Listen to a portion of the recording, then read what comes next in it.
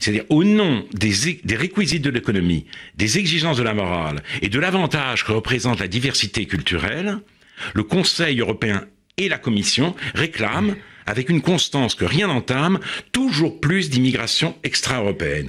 Or, en changeant de population, l'Europe est amenée à changer d'identité. Si, comme le dit Stephen Smith dans les colonnes de Causeur, l'africanisation de l'Europe est inéluctable, l'Europe ne sera plus l'Europe. Tout simplement. Qui donc est europhobe ?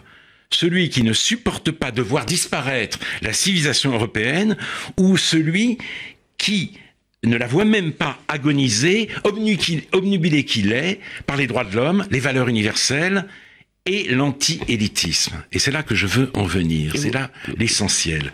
L'anti-élitisme des élites, telle est la grande et triste nouveauté de notre temps. Bérénice Levet, dans son livre Le crépuscule des idoles progressistes, en donne plusieurs exemples éloquents. J'en prendrai deux.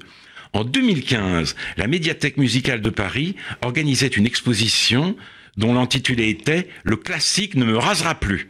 L'argumentaire, sérieuse la musique classique? Allons donc. Raffinée, distinguée, élégante, tu parles. De la caricature au gag, de l'humour tonique au mauvais goût le plus radical, venez découvrir comment l'édition phonographique a pu casser l'image un peu surannée et élitiste de la musique classique à travers une sélection de pochettes issues des collections patrimoniales de la médiathèque. Et puis, la folle journée de Nantes, en 2008, a présenté Schubert, relooké, en costard sans cravate et parfaitement à l'aise dans ses baskets. En 2010, Chopin, affublé d'un polo rouge, la main sur la hanche, était représenté bras dessus, bras dessous, avec une George Sand en t-shirt blanc, portant une inscription en rouge.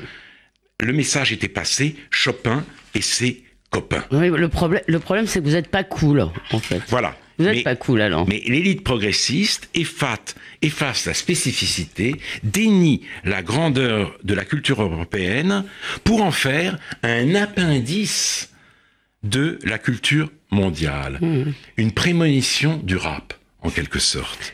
Oui, puis en plus, la culture des élites, des anciennes élites, était élitiste pour le coup, et donc difficile. La grande culture, disait Steiner, ça n'est pas accessible très facilement à tout le monde. Donc, oui, on peut essayer de la rendre accessible, mais elle a un caractère élitiste, ne fût-ce que parce que elle est meilleure que l'industrie culturelle, disons.